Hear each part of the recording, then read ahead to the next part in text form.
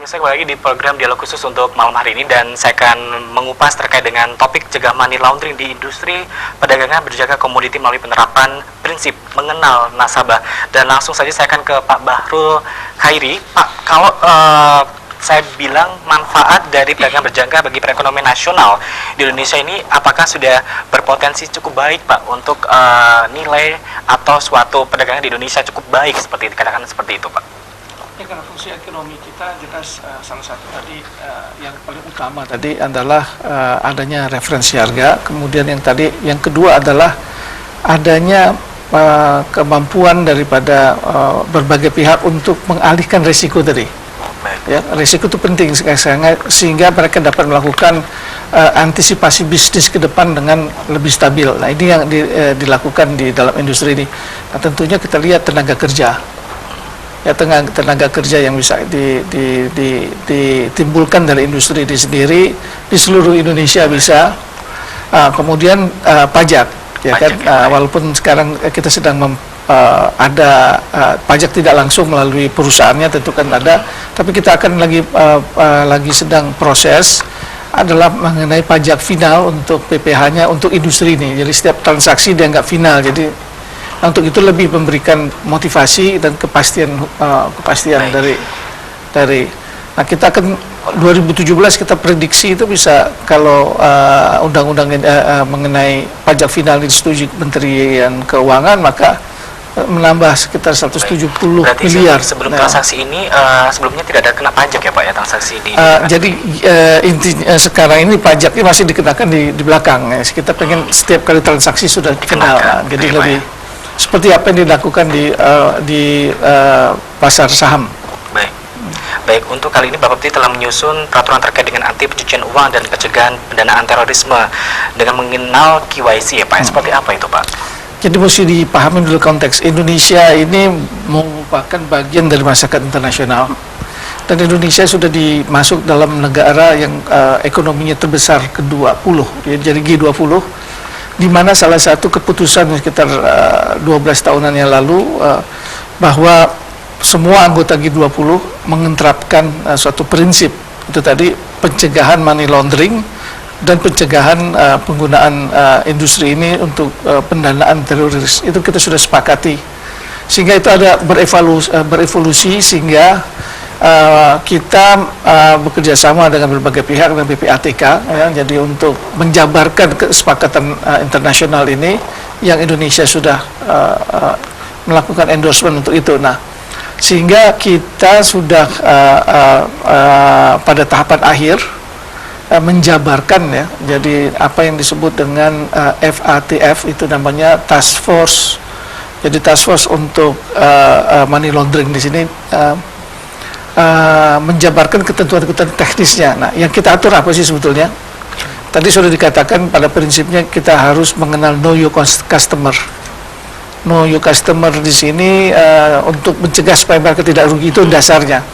Sekarang kita tambah lagi on top dari itu, ya, lebih lagi bahwa pertama mengenai tanggung jawabnya, bahwa sekarang seluruh jajaran pialang tadi dari komisaris sampai dengan direktur utama, kemudian direktur pelaksananya, dan seluruh itu bertanggung jawab untuk lebih dalam lagi melakukan yang disebut dengan due diligence. Due diligence itu adalah jadi bahasa Indonesianya adalah melakukan pembedahan yang lebih mendalam tentang siapa orang-orang yang bertransaksi sekarang, bukan hanya aspek dia nanti rugi. Kalau dia rugi dia masih bisa hidup, tapi harus dilihat dia merupakan ada 3 kategori. Dia adalah kategori yang rendah, kategori menengah, dan yang tinggi exposure-nya terhadap itu tadi orang-orang yang melakukan money laundering, orang-orang yang melakukan pendanaan teroris. Nah, itu kita sudah mendapatkan daftarnya, daftar dari Kepolisian Republik Indonesia tentang kira-kira antisipasi kelompok-kelompok ini yang sudah ada daftarnya, dan itu sudah kita lakukan pencegahan awal, ya. Dan yang lebih penting di sini adalah bahwa tanggung jawab sekarang lebih besar terhadap jadi pialang yang melakukan pelaksanaan ini untuk benar-benar mengenai know your customers, yang due diligence tadi. Nah, aspek yang penting dalam due diligence ini adalah tadi risiko risk base, jadi risk base yang tadi kita harus mampu dari awal mengkategorisasikan, kemudian di sini kita melakukan identifikasi, verifikasi dan pemantauan. Baik. Dari due diligence. Apa yang kita lakukan? Pemantauan ini adalah kalau kita pertama menyatakan mereka, oh ini risknya rendah gitu kan orang ini, tetapi kok transaksinya luar fantastis gitu. Nah ini harus dilihat ini uangnya dari mana, sesuai nggak dengan gajinya, sesuai nggak dengan ini. Kalau tidak, kita harus naikkan dari risikonya.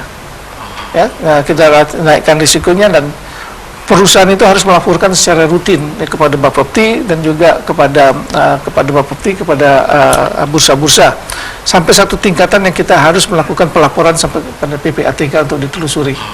Nah, dengan demikian maka diharapkan industri ini yang tadi bisa menjadi target orang-orang pencucian uang, bisa menjadi target pendanaan teroris, itu bisa kita cegah dari awal. Baik. Nah, itu kira-kira seperti itu ya Pak ya.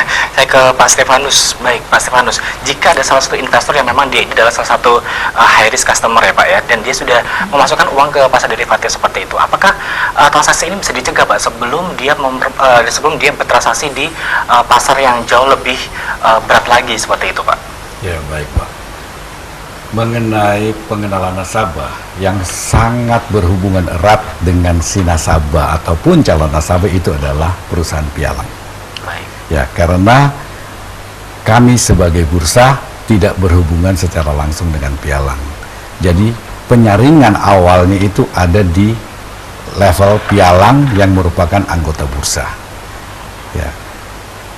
Mengenai profil dari nasabah ataupun calon nasabah seperti yang dikatakan Pak Bahrul sebagai laku kepala Bapepti tersebut, yang ada dari risk base-nya itu ada dari rendah, menengah, atau tinggi, itu tentunya itu merupakan mencerminkan profil dari si investor, dan si profil investor itu tidak selamanya akan tetap di satu level. Baik. Bisa terjadi perubahan dari rendah menjadi sedang, menengah, atau menengah bisa menjadi resiko tinggi, ataupun bisa berubah, karena setiap profil dari nasabah itu akan berubah dari waktu ke waktu dengan keadaan ekonomi serta keadaan bisnisnya, bisnis yang dijalankan ataupun usaha apa yang dilakukan oleh si investor. Apakah selama ini Bapak pernah menemui Pak sejumlah kasus-kasus yang ada di market seperti itu Pak? Sebagaimana yang telah saya katakan tadi, bahwa yang mengenal awal itu dari pialang. Namun pada saat pialang menemukan adanya kecenderungan seperti itu, bisa kita lakukan pencegahan sebelum berkelanjutan akan lebih panjang, karena pialang itu diwajibkan untuk melaporkan kepada Bapepti maupun kepada bursa mengenai ini. Ya, jadi itu bisa menerusi, terus bisa dilanjutkan ke PPATK mengenai kebenaran. Baik. Jadi seperti itu ya Pak tersebut, ya. Baik. Kemudian saya ke Pak Bahrul lagi ya Pak ya. Baik, kewajiban pialang berjangka untuk mencegah money laundering itu sejauh mana Pak? Oke, kita sudah mengeluarkan jadi peraturan kepala Bapepti nomor 2 kurang lebih 2 bulan yang lalu, sudah efektif yang harus dilaksanakan. Jadi dengan demikian, dengan bahwa semua daripada pialang ya itu mempunyai kewajiban untuk melakukan hal tersebut. Nah, memang ini aturan yang baru ya, sehingga memang Bapepti sebagai regulatory body juga merupakan juga mempunyai kewajiban untuk melakukan pembinaan ya, menjadi pembinaan terhadap mereka untuk dapat melaksanakan itu dengan sebaik-baiknya, karena ini memang cukup kompleks, dan untuk itu maka kita akan juga memberikan terus bimbingan teknis ya, dan juga memberikan bantuan-bantuan konseling ya dalam rangka pelaksanaan daripada kegiatan ini. Sampai sekarang alhamdulillah belum ada sesuatu yang mengkhawatirkan. Baik, untuk konseling sendiri Pak, apakah Bapak selaku sebagai kepala Bapepti itu selalu memberikan suatu training kepada para pialang atau bagaimana nih Pak? Jadi gini, kita ada beberapa hal dalam konteks keseluruhannya. Jadi memang kita ada bagian legal kita yang bisa memberikan konseling mengenai hal-hal terkait penjabaran daripada ketentuan-ketentuan ini. Itu satu sisi. Sisi kedua adalah bahwa kita ada beberapa juga beberapa program-program pendidikan ya yang kita lakukan, penyuluhan seperti yang hari ini kita lakukan. Baik. Khusus pendidikan khusus yang terkait dengan pelaksanaan perdagangan multilateral, yaitu khusus untuk commodity future tradingnya. Itu kita lakukan bekerja sama dengan teman-teman yang dari SRO, yaitu dengan bursa, dengan lembaga clearingnya yang juga ada, memberikan pelatihan mereka terus-menerus, lakukan pembinaan untuk dapat melaksanakan tugasnya dengan baik dan juga dapat menjaga integritas daripada pasar berjangka komoditi ini. Baik, seperti itu ya Pak. Jadi mungkin kedepannya para pialang ini lebih istilahnya teratur lagi gitu ya Pak, untuk menjalankan transaksinya seperti itu ya Pak ya. Baik, kemudian saya ke Pak Meghan Wijaya ya Pak ya. Baik, untuk selama ini Pak, Bapak menyikapi terkait dengan pencegahan money laundering itu seperti apa Pak?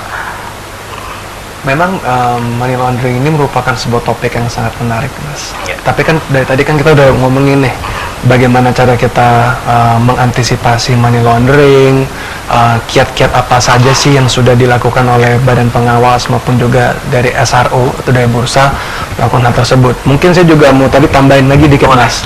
Tadi mengenai tentang apa sih potensi daripada perdagangan berjangka komoditi, apa sih fungsi dan peran daripada bursa itu sendiri. Nah, tadi kita udah dengar sendiri kan bahwa bursa itu fungsinya adalah untuk melakukan price discovery. Nah, saya mau kasih contoh salah satu produk yang ditransaksikan di bursa kami, Pak. Nah, Indonesia adalah produsen timah terbesar nomor 2 di dunia, tapi merupakan eksportir terbesar di dunia dan menguasai pangsa pasar kira-kira sampai 40%. Sehingga Indonesia itu sangat diperhitungkan untuk menentukan harga timah dunia. Nah, untuk tahun ini, kalau seperti kita tahu ya, kira-kira rata-rata daripada return daripada stock market itu kira-kira 12% sampai 13%. Tapi untuk timah untuk tahun ini merupakan tahun yang paling hebat menurut saya. Karena tahun ini timah naik 45%. Cukup tinggi ya Pak ya? Sangat tinggi dibandingkan dengan daripada pasar saham. Jadi maksudnya apa? Maksud di sini adalah Indonesia sekarang sudah bisa dengan adanya bursa ini sudah bisa lebih menentukan harga yang lebih fair untuk di harga global. Jadi bisa menentukan harga yang untuk produk-produk asal Indonesia diperdagangkan di Indonesia dan Indonesia menjadi barometer harga dunia. Dan tentunya saja juga itu memberikan kesempatan yang manis untuk para investor untuk turut serta berpartisipasi di bursanya. Sehingga efek daripada ekonominya tidak hanya untuk pemerintah, para pelaku usaha, tetapi juga untuk para investor. Baik. Jadi timah yang paling tinggi harganya saat ini ya Pak ya? Baik, untuk apakah ada sektor penunjang lain Pak selain timah yang mungkin bisa menjadikan acuan investor untuk bisa membeli pasar di derivatif ini Pak? Oh, Indonesia kan tidak hanya timah saja Mas, juga ada crude palm oil, ada kopi, ada kakao, tapi ada juga produk-produk finansial seperti yang tadi Pak Barul katakan. Jadi sehingga opportunity maupun kesempatan untuk membuat produk-produk yang relevan di industri ini masih sangat luas. Baik, seperti itu ya Pak ya. Baik, pemirsa, saya akan kembali setelah iklan yang satu ini ya. Dan Bapak, kita break dulu ya Pak ya. Baik, kita akan kembali setelah iklan yang satu ini.